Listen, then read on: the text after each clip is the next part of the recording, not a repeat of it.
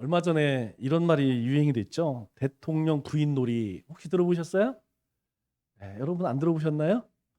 대통령 부인이 대통령 이제 일하시는 곳에 가서 뭐 사진을 찍었다고 해서 뭐 대통령 영부인이 대통령 부인 놀이를 했다. 그래서 막 굉장히 좀 화제가 됐죠. 그런데 우리도 사실 이전에 이런 비슷한 놀이를 많이 했어요. 어떤 놀이를 했냐면 시체놀이라고 들어보셨나요? 이제 학생들이 마치 시체 있냐? 그렇게 흉내를 내면서 뭐 사진도 찍고 그리고 친구를 뭐 놀리는 그런 재미로 이런 놀이를 하기도 합니다. 그런가 하면 우리 어린 아이들은 의사놀이도 하죠. 마치 의사가 아님에도 이제 의사처럼 재밌게 놀이를 합니다. 그런가 하면 탐정놀이도 있고 또 탐험놀이도 있습니다. 그런데 우리가 시체가 아니지만 시체놀이를 하죠. 의사가 아님에도 의사놀이를 해요. 그리고 또 탐정이 아님에도 불구하고 탐정놀이도 합니다. 그런데 우리가 절대로 해서는 안 되는 놀이가 있어요. 그게 뭐냐면 바로 크리스찬 놀이, 종교 놀이, 그리고 믿음 놀이, 이런 것들은 우리가 정말 조심해야 합니다. 왜냐하면 다른 놀이들은 뭐 하다가 재미가 없으면 그만두면 뭐 상관이 없죠. 그런데 이 놀이에 빠지게 되면 우리의 영혼이 죽게 돼요. 영혼이 죽습니다.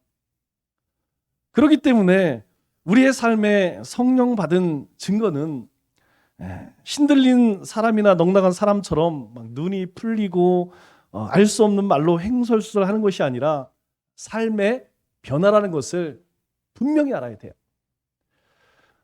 그렇게 성령 충만한 사람은 매사에 성실한 그리스도인의 모습으로 살아가게 됩니다. 그리고 그 삶에는 열매가 있죠. 어떤 열매입니까? 우리가 잘 알고 있는 사랑과 희락과 화평과 오래 참음과 온유와 절제와 같은 성령의 열매를 맺는 것이 바로 성령 받은 증거라는 것이죠. 그래서 예배를 잘 드리는 사람이 말씀을 따르는 실천적인 삶을 소홀히 할 가능성은 아주 낮습니다. 그리고 또 신령과 진정으로 예배 드리는 사람이 세상에서 대충 살리는 만무하죠. 그리고 하나님을 제대로 예배하는 사람은 바로 순종과 충성으로 연결되어집니다. 예배를 잘 드리는 사람의 삶은 교회당 안과 밖의 삶이 크게 다르지 않다는 것이죠. 그러나 반대는 어떨까요? 우리가 하나님의 영으로 충만하지 못하면 삶이 변화가 안 돼요. 삶의 변화가 안 된다는 것이 어디에 나타나냐면 우리의 영성 생활에 그대로 나타납니다. 우리가 예배를 잘 드리지 않는다든가 기도하지 않는다든가 복음을 전하지 않는다든가 하나님이 기뻐하시는 삶을 살기가 어렵다는 것이죠. 즉 예배를 잘 드리지 못하는 삶은 교회당 안과 밖의 삶이 한이하게 달라요. 교회에서는 정말 거룩 그 자체죠. 그러나 문제는 대부분 우리의 삶을 차지하고 있는 교회 밖의 삶에서 문제가 나타난다는 것이죠. 여러분 이게 왜 문제가 되냐면 바로 태도의 문제라는 거예요. 태도의 문제. 이 태도는 우리의 습관을 만들어냅니다. 우리의 습관은 우리의 삶을 만들어내요. 결국 우리의 삶에 조그맣게 드러난 조그만 문제 같이 보일지라도 그 이면에는 이런 무시무시한 그런 문제들이 숨겨져 있다는 것이죠. 오늘날 그리스도인들이 당면하고 있는 가장 큰 문제는 세상 사람과 별로 다른 데가 없다는 거예요. 왜 이게 문제가 될까요? 이것은 주님께서 하나님께서 우리에게 이런 말씀을 하십니다. 내가 거룩하니 너희도 거룩하라. 하나님이 거룩하시니까 너희도 거룩하라. 여러분 거룩의 의미가 뭐죠? 구별된다는 뜻이죠. 더 쉬운 말로 하면 다르다는 거예요. 그래서 이 구별이라고 하는 말의 어원을 보면 구별된 시선이라는 뜻을 가지고 있습니다. 구별된 시선은 무언가 다른 시선으로 바라본다는 거예요. 즉 하나님께서는 세상을 보는 눈이 달라요. 하나님의 백성을 보는 눈이 다르다는 것입니다. 우리가 생각하는 그런 관점으로 보신다는 게 아니에요. 하나님의 시선은 어떻습니까? 항상 선하죠? 그렇기 때문에 우리에게도 그걸 요구하신다는 것이죠. 내가 거룩하니 나는 너희를 바라보는 눈이 아주 달라. 하나님은 우리를 바라보는 눈이, 우리를 바라보는 시선이 아주 다르대요. 그렇기 때문에 너희도 세상에서 나를 바라보는 그 시선이 달랐으면 좋겠어. 이 말씀 하시는 것이죠. 주변에서 흔히 이런 얘기 많이 듣죠? 믿는 사람이 다르긴 뭐가 달라? 믿는 사람이 더하다니까. 제가 이 복음을 전도를 하다 보면 제일 많이 하는 이야기 중에 하나가 이거예요. 이 교회를 향해서, 믿는 사람을 향해서, 믿는 사람들 더하다니까. 나는 믿는 사람들 날 징해. 이런 얘기 굉장히 많이 듣습니다. 여러분, 이런 이야기 들을 때마다 어떤 생각이 드나요? 마치 내가 죄인 같아. 물론 저도 그렇게 살지 못한 것에 대해서 반성을 많이 하지만 그 이야기를 들으면 막 얼굴이 화끈화끈해서 고개를 들지 못하겠어요. 너무 부끄럽습니다. 그래서 고린도 후서 6장 15절 16절에 우리에게 이렇게 권면을 하죠. 그리스도와 벨리알이 어찌 조화되며 믿는 자와 믿지 않는 자가 어찌 상관하며 하나님의 성령과 우상이 어찌 일치되리요. 우리는 살아계신 하나님의 성전이라. 우리는 하나님의 성전이라는 거예요. 그래서 그리스도와 벨리알은 세상의 신을 이야기하는 것이죠. 세상의 신 벨리알이 어떻게 조화를 이룰 수 있겠느냐? 이것은 불가능하다. 이건 불가능하다는 거예요. 이렇듯 믿는 자와 믿지 않는 자는 서로 구별될 수밖에 없다는 것이죠. 그렇다면 우리가 어떤 점에서 세상 사람들과 하나님 알지 못하는 사람들과 달라야 할까요? 오늘 우리가 읽은 고린도 후서는 이런 배경을 가지고 있습니다. 사도 바울이 이제 복음을 전할 때에 아시아에서 성령님이 막 밀어내셔서 빌립보로 가죠. 그런데 빌립보에서도 여러 어려움을 당해서 데살로니가를 거쳐서 이제 고린도에 와서 복음을 전해요. 그런데 이곳에서 많은 사람들이 예수님을 믿고 교회가 세워지게 됩니다.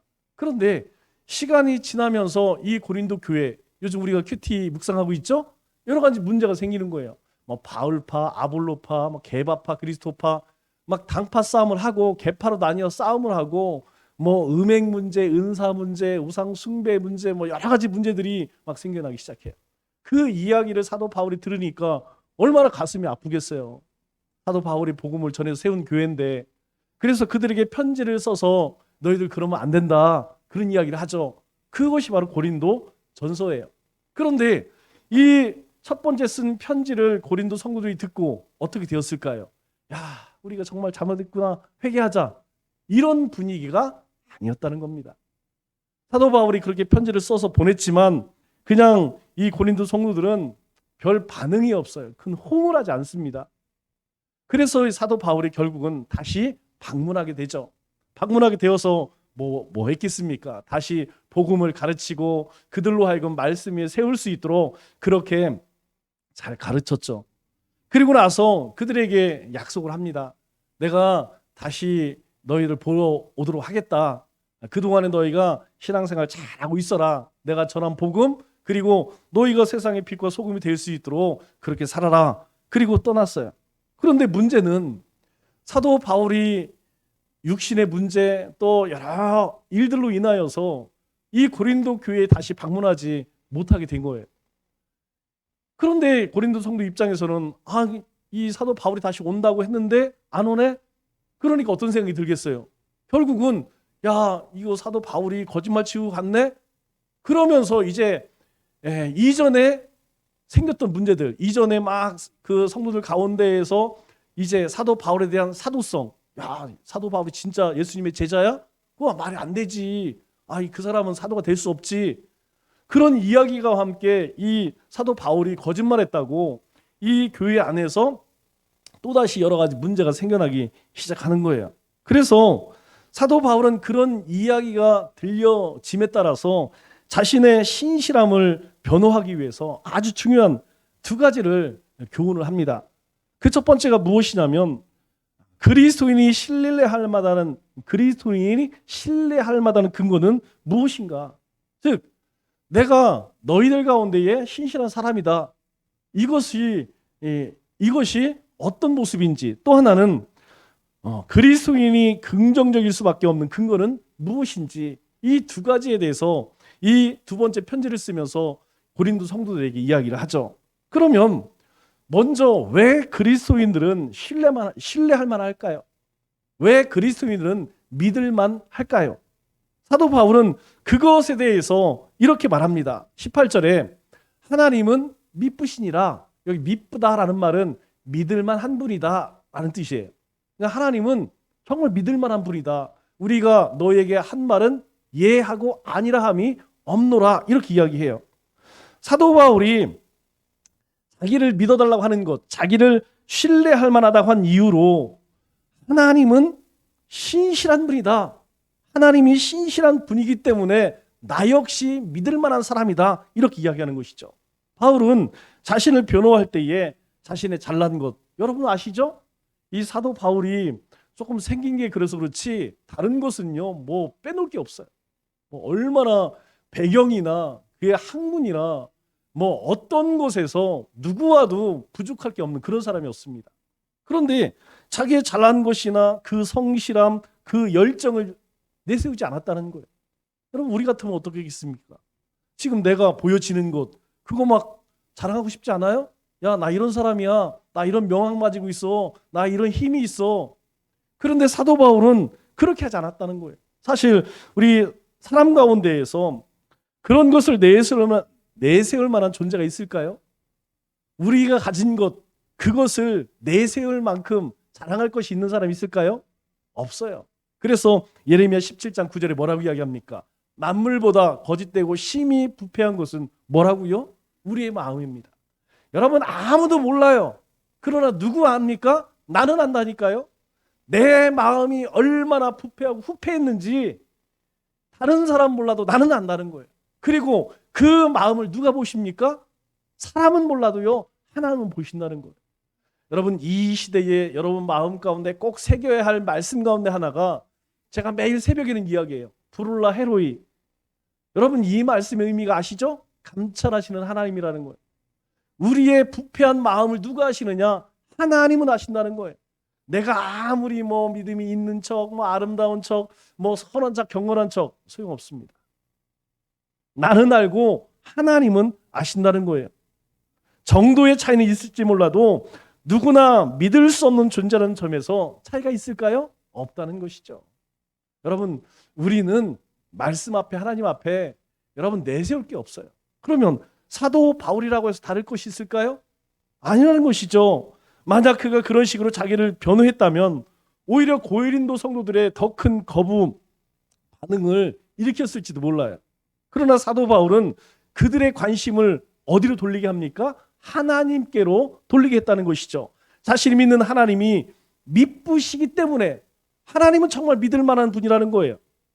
우리 사자성어 가운데 조령모계라는 말이 있어요. 여러분 조령모계라는 말은 아침에 내려온 명령이 저녁에 바뀐다. 인간의 변덕을 이야기하는 것이죠. 여러분 사실 그렇지 않아요? 우리가 그렇잖아요. 우리가 조령모계라니까요. 요 때는 요게 좋은 것 같지만 돌아서면 저게 맞는 것 같아. 회의를 할 때에 이 사람이 이야기하는 게 맞는 것 같은데 지나고 나면 요 사람 얘기하는 게 또 맞은 것 같아. 여러분 그것이 우리라니까요. 우리의 삶입니다. 우리의 모습이에요. 이게 우리의 연약함입니다.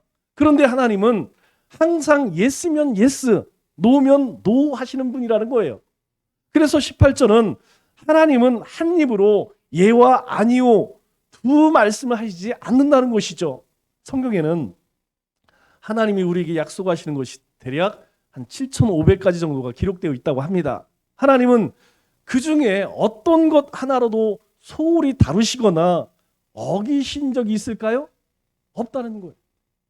여러분 성경을 창세기부터 여러분들이 꼼꼼하게 읽어보세요. 하나님이 말씀하신 것, 약속하신 것, 그 언약은 하나님이 한 가지도 어기신 것이 없다. 그렇게 성경은 우리에게 말씀하고 있어요. 여호수아가 이제 임종할 때가 되어서 후손들에게 자기의 삶, 하나님께서 자신의 인생 가운데 어떻게 함께 하셨는가 이제 그 간증을 하게 됩니다. 그때에 이렇게 고백을 하죠. 여호수아 23장 14절 말씀을 보면 보라 나는 오늘 온 세상에 가는 길로 가려니와 이제 죽게 되었다는 거죠. 너희 하나님 여호와께서 너희에 대하여 말씀하신 모든 선한 말씀이 하나도 틀리지 아니하고 다 너에게 응하여 그 중에 하나도 어김이 없음을 너희 모든 사람은 마음과 뜻으로 아는 바라. 예, 하나님은요 그 말씀 하나님 말씀하신 하나도 틀리지 아니하고 다 응하셨다는 거예요. 우리 가운데 하나님께서 말씀하신 것은 말씀 그대로 다 이루어졌다 그렇게 이야기해요. 여러분 이 말씀의 의미가 뭡니까? 하나님은 신실하심 그 자체다 그렇게 고백하는 것이죠. 하나님은 자신을 신뢰하고 경외하는 자에게 약속하신 축복을 어김없이 다 지키셨고 오늘 지킬 것이고 앞으로도 지키실 것이라는 거예요. 여러분 우리 사회는 어떻습니까? 우리 사회는 점점 불신 사회로 그렇게 전락되어지고 가고 있어요. 이제 믿을 사람이 없습니다. 여러분 그렇다면 그리스도인인 우리가 어떻게 세상 가운데서 화평케 할 수 있을까요? 예수님을 믿는 사람끼리도 서로 믿지 못해요. 목사님도 장로님도 집사님도 여러분 믿을 수가 없다니까요. 이런 풍토에서 우리가 어떻게 세상에 빛이 되고 어떻게 세상에 복음을 전할 수 있을까요? 여러분 그것은 하나밖에 없습니다. 바로 저 사람들, 예수 믿는 사람들은 정말 믿을만 하구나. 우리가 다시 세상 사람들로부터 신뢰받는 사람이 되어야 한다는 것이죠. 저 교회 다니는 사람들 예전에는 막 자기의 이익에 따라서 거짓말도 치고 뻥도 치고 그렇게 속이고 사기치고 그랬는데 저 사람들 뭔가 달라졌어. 저 사람들이 말하는 거, 저 사람들이 행하는 거는 정말 진짜. 여러분 이것이 회복되어지지 아니하면 우리가 세상의 빛으로 살아가기가 세상의 빛이 되기 어렵다는 거예요. 우리가 세상에 아무리 주 예수를 믿으라 그리하면 너네 집이 구원을 얻으리라 외친들 그들이 듣지 않는다는 것이죠. 그래서 우리가 얼마나 신뢰할 만한 사람인가 우리는 말씀을 묵상하면서 우리 스스로를 늘 돌아볼 수 있어야 한다는 것이죠. 왜 그렇습니까? 하나님이 미쁘시기 때문에 하나님께서 우리 가운데 그렇게 행하시기 때문에 우리가 하나님의 자녀라면 하나님의 백성이라면 너희도 응당 그렇게 행해야 한다는 것이죠. 두 번째로 생각할 것은 왜 그리스도인은 긍정적일 수밖에 없는가 하는 것이죠. 고린도 교인들이 보기에는 두 번이나 약속을 어긴 이 사도 바울이 아주 부정적이고 신실하지 못한 사람으로 보일 수 있어요. 여러분 제가 이건 실제로 경험한 이야기 말씀드렸죠. 제가 제천에 이제 처음 갔는데 그 장로님들이 이제 좀 많이 계시더라고요. 12분인가 13분 계시는데 제일 선임 장로님 그 교회에서 잔뼈가 굵으신 분이죠. 그런데 이제 그분하고 인사를 나눌 때에 제가 마지막에 뭐라고 했냐면 장로님 나중에 식사 한번 하시죠. 이렇게 이야기했어요. 여러분 식사를 하자는 얘기인가요? 아니면 인사말인가요? 이게 충청도 정서로는 우리 밥 먹읍시다 이 얘기가 아니고 장로님 감사합니다. 다음에 또 뵐게 이 얘기예요. 그런데 이 장로님은 그 말을 액면대로 받아들인 거예요. 부교육자가 새로 왔는데 자기하고 그래서 매일 기다린 거예요. 연락을. 목사님이 오늘 연락을 할까 내일 연락을 할까. 그런데 보름이 지고 한 달이 지났는데도 얘기를 안 하네. 그래서 찾아오셨더라고요. 목사님 아니 지난번에 식사 한번 하자고 하더니 왜 말이 없습니까? 정색을 하면서 제가 그 얘기를 듣고 깜짝 놀랐습니다. 이 고린도 성도들이 그랬다는 거예요. 사도 바울이 내가 조속히 내가 다시 올게. 그런데 고린도 성도들은 그날을 기다리면서 오늘 올까 내일 올까. 그런데 오지를 않는 거예요. 그러니 그들 마음 가운데에 그 막 사모하며 기다리던 마음이 이제 점점점 분노로 바뀌어지는 거죠. 여러분 우리가 다른 사람과 약속을 지키지 않는 심리가 뭘까요? 물론 뭐 급하고 바쁜 일 때문에 약속을 어길 때도 있어요. 그런데 그렇지 않을 때 누군가 약속을 깰 때는, 약속을 지키지 않을 때는 뭐 한 가지라고 저는 생각해요. 우스운 거지. 상대편이 우스운 거죠.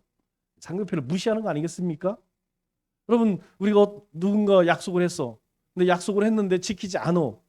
그러면 뻔한 거 아니겠습니까? 나를 얼마나 우습게 여기면, 나를 얼마나 무시하면 아무렇지도 않게 약속을 어기겠어요. 제가 이번에 뭐 우리 이제 성전 이전 문제 때문에 이제 여러 이런 일을 경험하면서 깨달은 게 그거예요. 그래서 제가 속으로 그랬습니다. 아니 뭐 무시 당할 만하니까 무시 당하겠지. 뭐 한편으로 막 분노가 치밀어 오르지만 뭐 주님도 그랬는데 뭐 주님도 제자에게 배신당하고 뭐 능력이 없어서 예수님이 십자가를 지셨나 이 생각하니까 아무것도 아니더라고요. 여러분 일반적으로 세상에서 약속을 어기는 이유는 한 가지, 우습게 보이면 그냥 상대방이 나에게 그렇게 약속을 지키지 않습니다. 그러나 사도 바울이 뭐라고 이야기해요? 자신은 그렇지 않다는 거예요. 자신은 정반대의 사람이다. 그렇게 이야기합니다. 그래서 20절에 뭐라고 이야기하죠? 하나님의 약속은 얼마든지 그리스도 안에서 예가 되나니 그런즉 그로 말미암아 우리가 아멘하여 하나님께 영광을 돌리게 되었느니라. 이렇게 고백을 합니다. 하나님이 그리스도 안에서 얼마든지 예가 되시기 때문에 예수님을 믿는 또 예수님을 섬기는 사람은 항상 예라고 할 수 있다. 이 말이에요. 여러분 이 말의 의미가 사실 좀 어렵지 않습니까? 여러분 이 말씀을 가만히 생각하면 이게 도대체 무슨 말인가 이런 생각이 들어요. 여러분 이 말씀은 이런 의미입니다. 예수님께서 십자가를 지신 일 그냥 예수님이 자원해서 내가 좋아서 해야겠다 그랬을까요? 아니라는 것이죠. 예수님이 십자가를 지는 것이 하나님의 뜻이었다는 거예요. 그런데 그 하나님의 뜻은 선한 것입니까? 악한 것입니까? 선한 것이죠. 그래서 그것이 고통스럽고 수치스러운 일이지만 예수님은 뭐라고 하셨다고요? 예 하셨다는 거예요. 그러니까 우리가 아멘하여 하나님께 영광을 돌리자라고 할 때는 우리에게 하나님이 어떤 말씀을 주십니다. 그런데 그 말씀에 대해서 예 제가 그 말씀을 쫓겠습니다 라고 하면 우리의 삶에 하나님의 영광이 드러난다는 것이죠. 그래서 예수님이 그 십자가를 지실 때 뭐라고 말씀하셨습니까? 우리 마태복음 26장 39절 뭐 다 아는 말씀이죠. 아버지 만일 할 만하시거든 할 수만 있으시거든 이 잔을 내게서 지나가게 하옵소서. 저 이거 안 하고 싶어요. 이 말 아니겠습니까? 그러나 나의 원대로 마옵시고 아버지의 원대로 하옵소서. 여러분 여기서 원대로 된다 뜻대로 된다. 여러분 이 말의 의미가 뭐라고 이야기했어요? 토부 카라 선하다는 의미예요. 선하다는 의미. 내 원대로 마옵시고 주님의 하나님의 선하신 대로 하옵소서.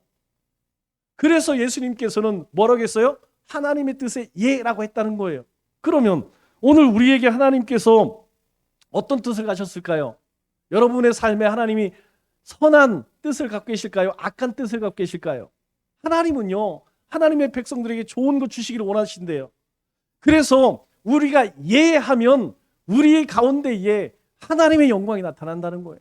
순종하면 하나님이 우리에게 주시는 것은 항상 선한 것이기에 그것에 대해 아멘하면 하나님의 영광이 우리의 삶에 드러나게 된다는 것이죠. 그래서 마태복음 7장에도 뭐라고 이야기합니까? 구하라, 찾으라, 두드리라. 그러면 하나님께서 어떻게 하시겠다? 주시겠다. 하나님께서 찾아내게 하시겠다. 열리게 하시겠다. 그렇게 말씀하죠. 또 에베소 3장 20절에 뭐라고 이야기합니까? 우리 가운데 역사하시는 능력대로 우리가 구하거나 생각하는 모든 것에 더 넘치도록 능히 하실 이에게. 이에게가 누구예요? 하나님이시죠. 그런데 그 하나님 우리에게 어떻게 하신다는 거예요? 우리가 구하거나 생각하는 모든 것에 더 넘치도록 능히. 우리에게 하나님께서는 어떤 것을 우리가 구하거나 우리가 생각하면 그냥 그 생각만큼 원하는 만큼 주시는 분이 아니라는 거예요. 그래서 누가복음 6장 38절에 뭐라고 이야기합니까? 주라! 너희 가운데 뭐가 있든 너희 가운데에 물질이 있든 아니면 권세가 있든 아니면 건강이 있든 달란트가 있든 베풀어라. 그리하면 너희에게 줄 것이니 곧 후회되어 누르고 흔들어 넘치도록 하여 너에게 안겨주리라. 이것이 하나님의 마음이라는 거예요. 하나님은 우리에게 안 돼라고 그렇게 말씀하실 때에는 한 가지입니다. 한 가지 목적 때문에 안 된다는 거예요.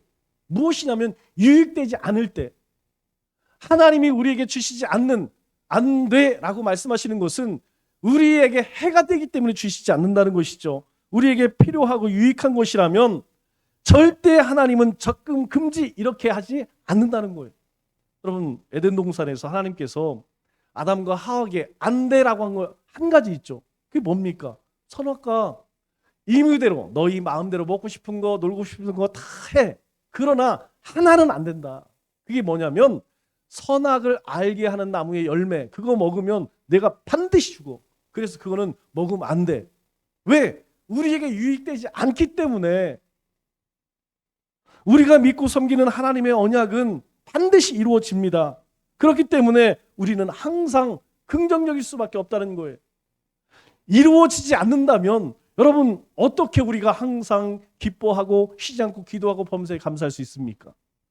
하나님이 우리와 함께 하시기에, 하나님이 우리의 기도를 들으시기에, 이루시는 분이 하나님이시기에 우리는 감사할 수 없는 조건이지만 감사할 수 있다는 것이죠. 이것이 하나님이 우리에게 주신 믿음이라는 것입니다. 그러나 우리가 믿지 못하거나 의심하면 뭐라고 말씀하세요? 결코 받지 못하리라 이렇게 말씀하십니다. 야고보서 1장 5절로 8절에 뭐라고 이야기합니까? 오직 믿음으로 구하고 조금도 의심하지 말라. 의심하는 자는 마치 바람에 밀려 요동하는 바닷물결 같으니 이런 사람은 무엇이든지 주께 구하기를 생각하지 말라. 왜? 두 마음을 품어 모든 일에 정함이 없는 자로다. 그냥 하나님 주려면 주고 말라면 말고, 하나님은 그런 분 아니라는 거예요. 미쁘신 분이라는 거예요. 그리고 그 하나님은 우리에게 반드시 약속을 지키시는 분이라는 거예요. 그렇기 때문에 그냥 하나님 주시려면 주고 말라면 말고 이거 아니라는 겁니다. 여러분, 이 말씀에는 두 가지 의미가 담겨져 있어요. 그 무엇이냐면 우리가 꼭 명심해야 할 것이 있는데, 그것이 무엇이냐면 그리스도 안에서라고 하는 조건이라는 거예요. 우리 20절 말씀을 보니까 이렇게 이야기하네요. 하나님의 약속은 얼마든지 그리스도 안에서 이해가 되니. 여기서 중요한 말씀이요, 그리스도 안에서라는 말이에요. 여러분, 그리스도 안에서라는 말은 첫째로 예수님을 믿는다는 것을 의미합니다. 우리 고린도후서 5장 17절 말씀을 보니까 그런즉 누구든지 그리스도 안에 있으면 새로운 피조물이라. 이전 것은 지나갔으니 보라 새 것이 되었도다. 우리를 이야기하는 것이죠. 그러면 우리가 그리스도 안에 있으면, 이 말은 예수님을 믿는 믿음으로 말미암아 새로운 피조물 되었다는 것이에요. 또 한 가지는 주님께 순종한다라는 의미를 가지고 있습니다. 우리가 그리스도 안에 살기를 원합니다. 이 얘기는 저는 그리스도를 믿습니다. 그리스도의 모든 것을 믿습니다. 그리고 그리스도의 말씀에 순종하기 원합니다. 이런 뜻이에요. 우리 에베소 6장 1절 말씀을 보면 자녀들아 부모에게 순종하라 이렇게 말씀하지 않습니다. 주 안에서 너희 부모에게 순종하라 이렇게 이야기해요. 왜 그럴까요?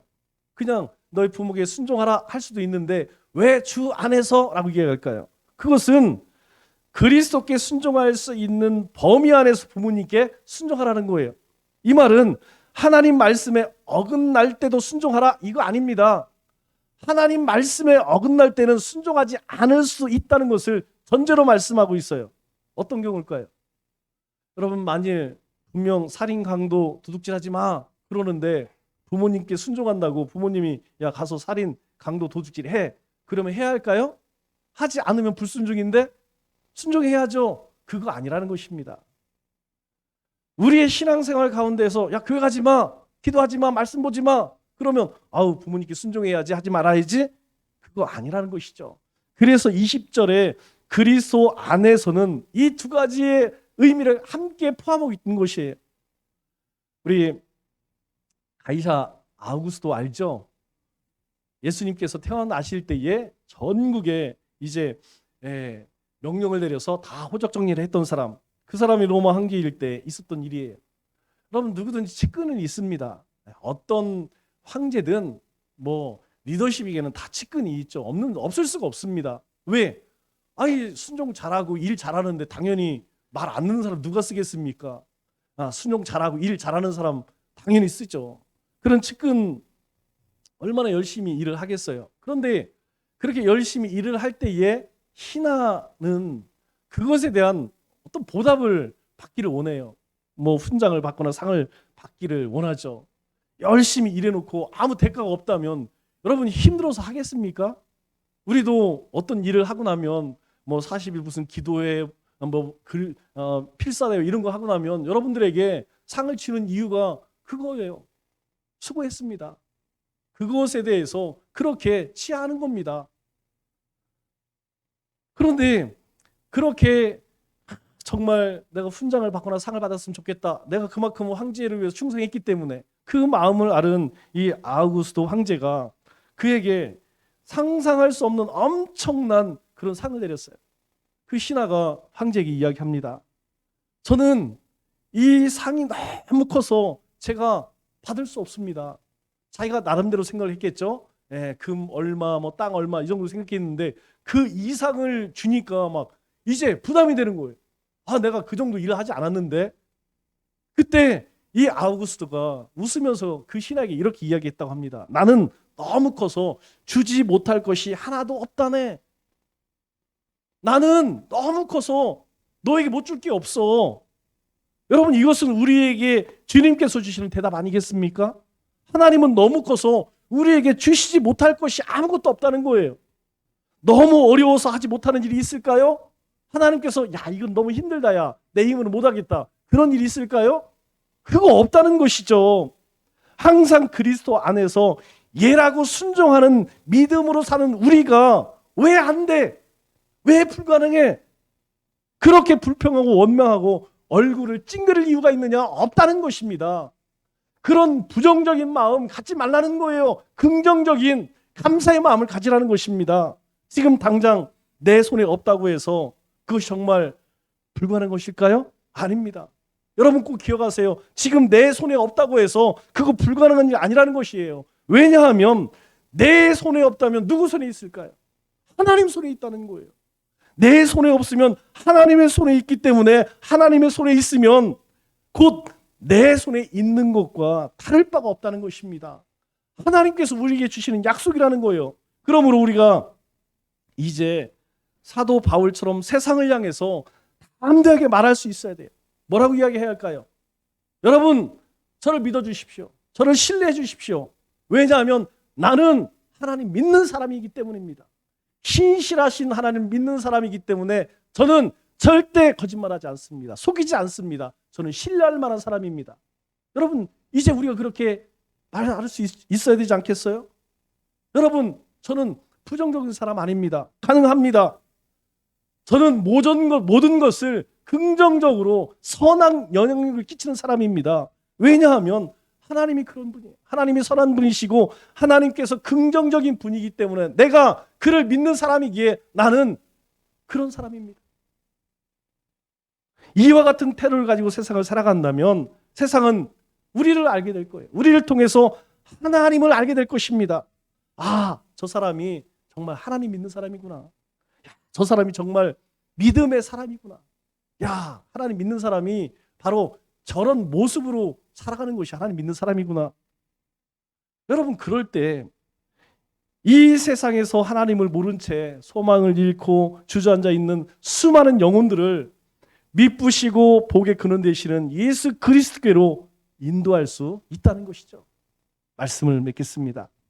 우리는 믿을 만한 사람이 되어야 합니다. 그것은 우리가 믿는 주님이 미쁘시기 때문이죠. 우리는 항상 긍정적인 사람이 되어야 합니다. 선한 영향력을 끼쳐야 한다는 것이죠. 그것은 주님이 언제나 이해하고 순종하셨기 때문이라는 것이죠.